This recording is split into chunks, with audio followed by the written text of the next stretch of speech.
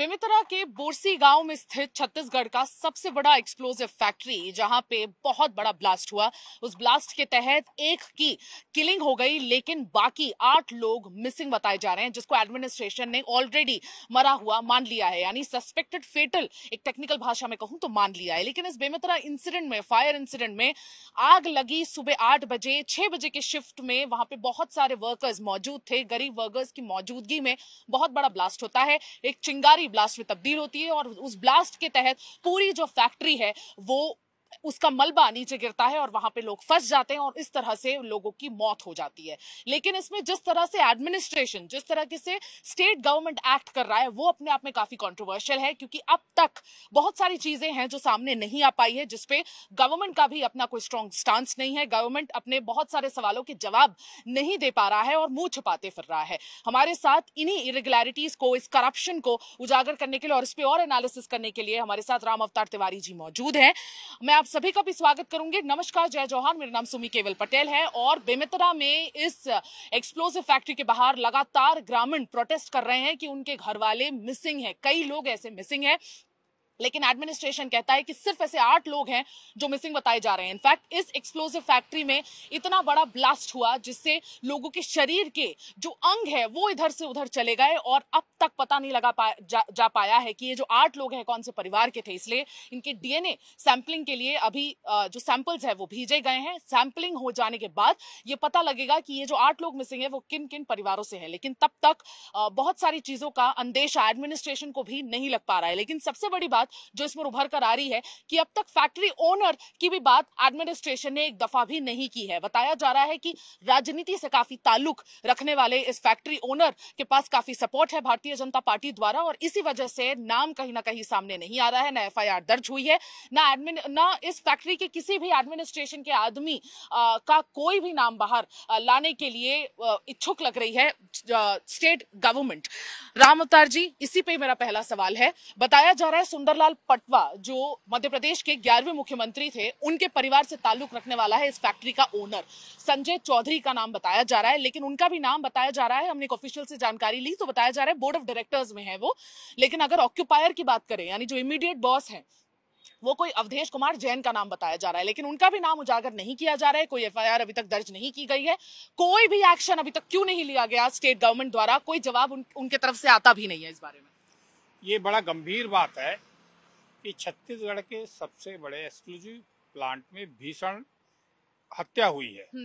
हत्या इसलिए मान सकते हैं क्योंकि गर्मी के दिन है, नौतपे का समय है, एक्सक्लूसिव प्लांट है।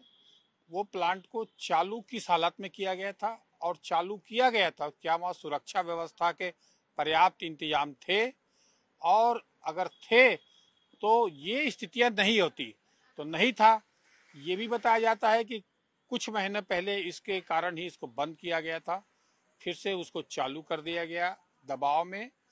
दूसरी बात कि एक्सक्लूसिव में जिस अनुसार से वहां पे काम करने वालों के चिथड़े उड़े हैं, माने शरीर का कोई अंग दिख नहीं रहा है।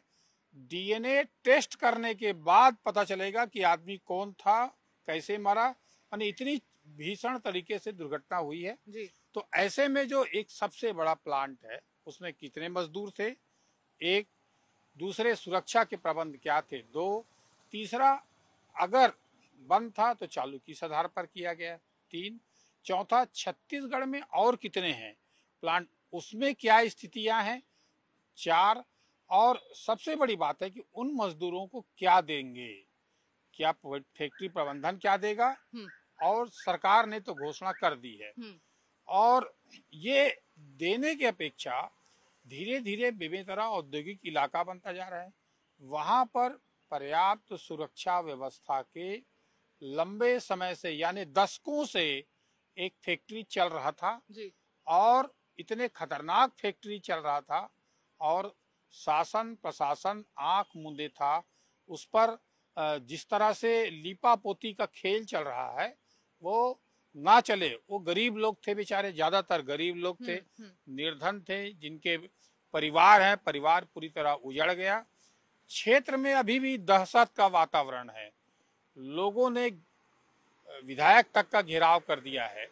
तो ऐसी स्थिति में उन लोगों को राजनीति से ऊपर उठकर प्रशासन को निष्पक्षता से काम करना चाहिए और सारे मामलों को जांच होनी चाहिए। हालांकि केंद्र सरकार की टीम, राज्य सरकार की टीम, जिला प्रशासन की टीम वहां पर लगी है, परंतु विस्फोट के कुछ घंटे बाद ही ये संदेश व्यापक तौर पर चला गया है कि राजनीतिक संरक्षण प्राप्त लोगों का फैक्ट्री है, इसलिए वहां कार्रवाई नहीं होगी या प्रबंधक लोग बच जाएंगे या मजदूरों के साथ न्याय नहीं मिल पाएगा। अगर ये संदेश बाहर गया तो ये एक शर्मनाक स्थिति है और खतरनाक बात है। तो पूरे मामले पर पर्दाफाश होनी चाहिए ताकि ऐसी घटना छत्तीसगढ़ में ना हो। ऐसे और कई फैक्ट्रियां हैं, ऐसे कई और उद्योग हैं। एक बड़ा विभाग सुरक्षा प्रबंधन के लिए फैक्ट्रियों में चलता है, वो क्या कर रहा है? और जो फैक्ट्री उरला, भनपुरी बड़े इलाके हैं, उन इलाकों में कई बड़े बड़े कल कारखाने हैं। आए दिन कल कारखाने में लोग मारे जा रहे हैं। यहाँ ज्यादातर छत्तीसगढ़ में कोल उद्योग है या टीएमटी है लोहे का।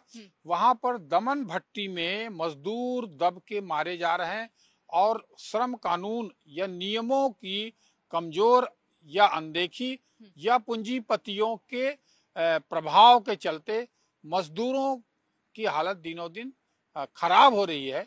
ये चिंताजनक है। बिल्कुल चिंताजनक तो है। आपने एक सवाल उठाया कि लीपापोती चल रहा है जिस तरीके से, एडमिनिस्ट्रेशन की जो चूक थी वो स्टार्टिंग से ही काफी ज्यादा नजर आ रही है। इनफैक्ट जब ब्लास्ट हुआ तो ये जिस बोरसी गांव में हुआ वहां से कुल मिलाकर 15 से 20 किलोमीटर में ही कलेक्टोरेट ऑफिस है, वहीं से 20 किलोमीटर में फायर डिपार्टमेंट भी है, लेकिन फिर भी 3 से 4 घंटे लग जाते हैं एक दमकल की गाड़ी आने में। एसडीआरएफ की टीम को भी दुर्ग और रायपुर और राजनांदगांव से निकाला गया, लेकिन उनको भी पहुंचने में, जबकि 2 घंटे से ज्यादा का रास्ता नहीं है, लेकिन उनको पहुंचने में भी 4 घंटे लग जाते हैं। जो कलेक्टर है रणबीर शर्मा, वो भी वहां पे 3 घंटे बाद ही पहुंचते हैं। तो ये जो चूक है ये स्टार्टिंग से ही नजर आ रही है।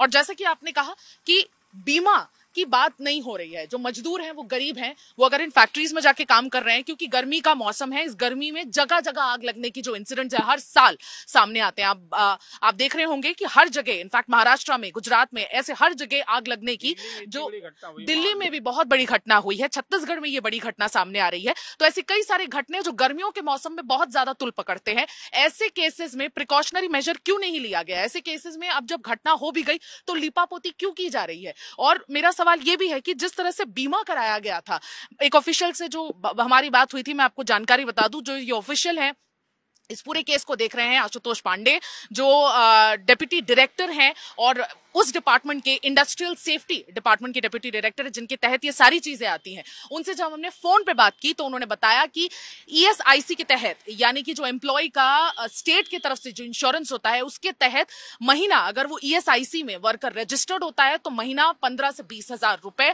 लाइफ टाइम, यानी कि आजीवन उन्हें महीने पेंशन मिलेंगे। नहीं तो उन्हें वर्कमैन कॉम्पनसेशन एक्ट के तहत 11 से 12 लाख रुपए, उनके कैटेगरी के हिसाब से, उनके सैलरी के हिसाब से 11 से 12 लाख रुपए कोर्ट के तहत दिए जाएंगे। जो आप बता रही हैं जी, वो नियम कानून तो है, हाँ, मिलता है, हाँ, मगर वो मजदूर के चप्पल घिस जाते हैं। बिल्कुल, वो नियम कानून हाँ, इतने हैं, हाँ, प्रावधान इतने तरीके से हैं कि वो नहीं हो पाते। इसलिए सरकार को, प्रबंधन को तत्काल राहत देने के लिए बड़ी घोषणा करनी चाहिए और ताकि ये लोग जो मजदूर हैं उनको राहत मिले, उनके साथ न्याय हो और ऐसी घटना ना हो। तो प्रशासन को ऐसी घटना होने पर, छत्तीसगढ़ की बड़ी घटना है, पहली घटना है, तो अब शासन को इस ओर ध्यान देना चाहिए कि और जो फैक्ट्रियां हैं और जो उद्योग हैं वहां पर शासन की नियमों की अनदेखी करते हुए फायदे के लिए, आप अरबपति खरबपति जल्दी बनने के लिए आप नियमों को दरकिनार करते हुए, नियमों को धत्ता बताते हुए आप फैक्ट्री चला रहे हैं। तो ऐसे लोगों को संदेश जाना चाहिए, कड़ी से कड़ी कार्रवाई जब तक नहीं होगी तो ये संदेश नहीं जाएगा। एडमिनिस्ट्रेशन के पास इसका कोई जवाब नहीं है। जो आपने पूछा कि फैक्ट्री कुछ महीनों पहले बंद थी, इनफैक्ट कुछ महीनों तक तो बंद ही थी। कांग्रेस कार्यकाल में ऐसी जानकारी मिल रही है कि वो फैक्ट्री को बंद किया गया था क्योंकि कंप्लायंस नहीं था, कोई रूल्स एंड रेगुलेशन का कंप्लायंस न होने की वजह से उसे बंद किया गया, लेकिन वापस खोल दिया गया बिना एनओसी के। अब ये किस वजह से खुला, ये आज तक अभी एडमिनिस्ट्रेशन इस पर जानकारी नहीं दे रहा है, लेकिन जिस हिसाब से पॉलिटिक्स हो रही है इस पर, कांग्रेस ने जब सवाल उठाए कि ये बिल्कुल इस इंसिडेंट में काफी ज्यादा करप्शन, काफी ज्यादा एक स्टेट गवर्नमेंट की लापरवाही नजर आ रही है, तो उसपे भी बीजेपी जो सवाल है उनका जवाब ना देकर, जो ग्रामीण वहां पर बैठे हुए हैं रोड में, गेट के बाहर फैक्ट्री के प्रोटेस्ट करते हुए, उनको जवाब ना देते हुए बीजेपी कांग्रेस को जवाब देती है और कहती है कि पॉलिटिक्स करने की कोशिश कर रहे हैं। देखिए, ऐसे मुद्दे पे राजनीति हो अच्छी बात है, मगर राजनीति उन मजदूरों के हित में हो। हम प्रबंधन को फायदा पहुंचाने की राजनीति अगर कर रहे हैं तो ये खतरनाक है। प्रबंधन को फायदा देने के लिए, प्रबंधन को राजनीति में इस तरह से घसीटें मजदूरों को जल्दी से जल्दी न्याय क्या मिल सकता है। देखिए, मुख्य बात यह है कि इतनी बड़ी घटना हो गई, इतना घोर लापरवाही नहीं हुई है, घोर लापरवाही, इतना बड़ा घटनाक्रम हो गया, पूरे क्षेत्र में दहशत है। कितने लोग मरे इसके आंकड़े आना बाकी है। क्या आंकड़े दबा देंगे, क्या नियमों की अनदेखी होगी, क्या मजदूरों को न्याय मिलेगा, क्या ऐसे और उद्योग जो चल रहे हैं उन पर सख्त कार्रवाई होगी, ये एक बड़ा सवाल तैर रहा है जो असंतोष को घर जाएगा। जो सुरक्षा जो लोग चाहते हैं उनके मन में कई सवाल उठ जाएंगे।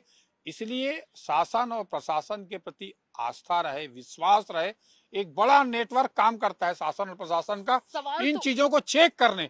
वो क्या कर रहा है, ये सवाल उठ रहे हैं। सवाल तो बहुत सारे उठ रहे हैं। क्या 24 घंटे भी काफी नहीं होता? कल सुबह की ब्लास्ट हुई थी, जानकारी मिल रही है कि मॉर्निंग शिफ्ट 6 बजे से जो शुरू हो जाता है उस शिफ्ट में ये ब्लास्ट हुआ है। और इसका जो वीडियो है, जो एक सीसीटीवी फुटेज जो एक्सेस किया गया है हमारे द्वारा, जो हर जगह चल रहा है, वो भी आपको देखना चाहिए कि किस तरह से, कितना भीषण ये ब्लास्ट हुआ था। और ये ब्लास्ट बताया जा रहा है 7 से 8 बजे के बीच का ब्लास्ट है। 24 घंटे से ज्यादा हो चुका है। क्या 24 घंटे से ज्यादा भी काफी नहीं होते एडमिनिस्ट्रेशन को ये पता लगाने के लिए कि कितने लोग मिसिंग है, कितने लोग मिसिंग है और क्या एक्शन इस पे लिया जा सकता है? क्या अभी कोई भी एक्शन नहीं लिया गया है?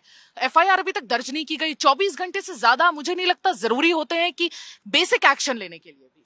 देखिए, घटना का अंदाजा इसी से लगाया जा सकते हैं कि जो मजदूर काम कर रहे थे उसके कोई भी अंग नहीं दिख रहे हैं जिससे पहचान सके कि ये रामलाल है, श्यामलाल है या महेश है। हाँ। तो इसका जब पहचान नहीं हो पा रहा है, ऐसी स्थिति में इस दर्दनाक स्थिति को दोबारा ना हो। पहला, ऐसी स्थिति आई क्यों, इसका अगर जांच नहीं होंगे तो फिर वही भूल जाएं। आज हम बड़ी बड़ी खबरें बना देंगे, बड़ी सुर्खियों में सारी चीज खुलासा कर देंगे, फिर 15 दिन बाद लोग भूल जाएंगे और वही स्थितियां फिर से उन उद्योगों में लगी रहेगी, उन मजदूरों को वैसी शोषण के शिकार होते रहेंगे। तो ये सही न्याय नहीं है। तो सही न्याय की दिशा में, सही जांच की दिशा में अगर जाए मामला, तभी उन मजदूरों को गए न्याय मिलेगा। उस क्षेत्र में तेजी से बड़े बड़े उद्योग लग रहे हैं, तो वहां पर एक नया उद्योग का केंद्र तैयार हो रहा है। तो क्या उस क्षेत्र के लोगों को आज की स्थिति जो है वो सुधार आएगा या नहीं आएगा? नहीं तो जनता वहां जन आंदोलन का रूप लेने वाला है। तो जन आंदोलन का रूप लेगा और फिर आप ये कहोगे कि फैक्ट्रियों में ये करते हैं, प्रबंधन के ये करते हैं, उद्योग नहीं लगने देते। तो क्या उद्योग सही तरीके से लग रहे हैं? उद्योग में सही तरीके से सुरक्षा हो रही है? उद्योगों में मजदूरों के हितों पर या जो मापदंड हैं वो कागजी बने हुए हैं कि वास्तविक में हो रहे हैं? ये सवाल बने हैं। बिल्कुल, ये सवाल बने हुए हैं और ये थे राम अवतार तिवारी जी। लेकिन हम सिर्फ सवाल उठाने नहीं आए, हम आपको एक सोल्यूशन देने भी आए हैं कि इस चीज का सोल्यूशन क्या था। जब ऐसी भीषण गर्मी में ऐसे फैक्ट्रीज, जैसे कि राम अवतार तिवारी जी ने कहा, ऐसे चलते हैं, तो क्या एहतियात बरतना चाहिए? और इसके लिए हमने बात की आलोक शुक्ला से, जो एनवायरमेंटलिस्ट है, जिन्हें अभी अभी गोल्डमैन प्राइज भी मिला, जिसके लिए वो यूएस भी गए हुए थे, इनफैक्ट अब्रॉड जाके छत्तीसगढ़ का नाम रोशन कराए। उनसे हमने जानकारी ली कि एक्सप्लोजिव फैक्ट्रीज को किस तरह से ऐसे एहतियात बरतनी चाहिए ताकि ऐसे फायर इंसिडेंट्स को अवॉइड किया जा सके और ऐसी कोई नौबत आई ही ना, कितने सवाल उठाए जा सके। आइए देखते हैं उन्होंने एग्जैक्टली क्या कहा, किस वे में प्रिवेंशन हो सकता था। जो हादसा है बहुत ही दुखद है। 10 लोगों की जानें गई हैं और 8 से ज्यादा लोगों के लापता होने की सूचना है। ये जो फैक्ट्री है हाई पावर एक्सप्लोसिव बनाती थी और सख्ती से नियमों कानूनों का पालन किया जाना था, लेकिन गंभीर लापरवाही बरती गई है, इसीलिए हादसा हुआ है। और पूर्व में भी इस फैक्ट्री को बंद किया गया था गंभीर लापरवाहियों के कारण, लेकिन कैसे चालू हुई ये अपने आप में बड़ा महत्वपूर्ण जांच का बिंदु है।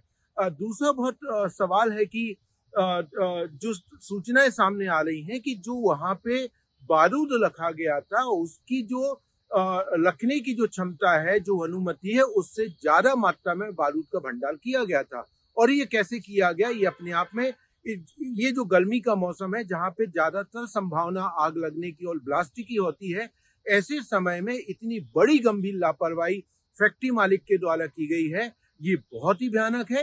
लेकिन सवाल सिर्फ फैक्ट्री और फैक्ट्री मालिक का नहीं है, सवाल शासन प्रशासन का भी है कि इतनी हाई पावर एक्सप्रेसो बनाने वाली कंपनी की मॉनिटरिंग कैसे की जा रही थी। जो कंपनी पूर्व में नियमों का उल्लंघन करके बंद हुई है, उस कंपनी का संचालन के समय या अनुमतियां देते समय क्या तमाम जो प्रक्रियाएं हैं, जो सुरक्षा के मापदंड हैं, उनको कैसे नजरअंदाज किया गया है। और इसमें चाहे वो पर्यावरण संरक्षण मंडल हो, चाहे वो सुरक्षा को मानकों को तय करने वाली तमाम एजेंसी है, इनकी जवाबदेही और जिम्मेदारी बनती है, क्योंकि अंततः 10 श्रमिकों की जान गई है। और सवाल सिर्फ इस फैक्ट्री का नहीं, हम देख रहे हैं कि पूरे छत्तीसगढ़ के अंदर लगातार फैक्ट्रियों में हादसे हो रहे हैं और श्रमिकों को अपनी जान गंवानी पड़ रही है।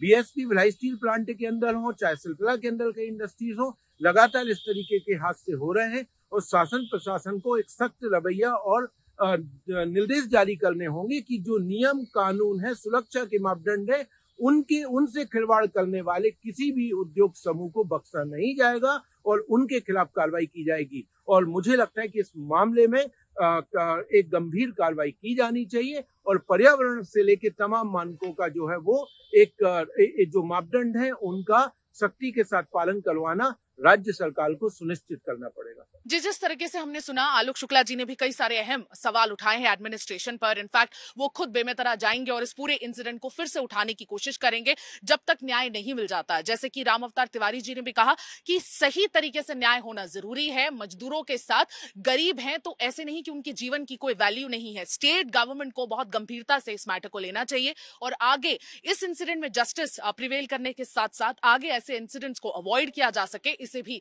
काफी गंभीरता से लेने की आवश्यकता है। आज के राउंड अप में बस इतना ही। मैं सुमी केवल पटेल वीडियो जर्नलिस्ट राघवेंद्र पांडे के साथ विदा लेती हूं। बने रहिए छत्तीसगढ़ तक पर और अपना फीडबैक कमेंट सेक्शन पर जरूर छोड़िए कि क्या आप क्या सोचते हैं बेमेतरा फायर इंसिडेंट पर।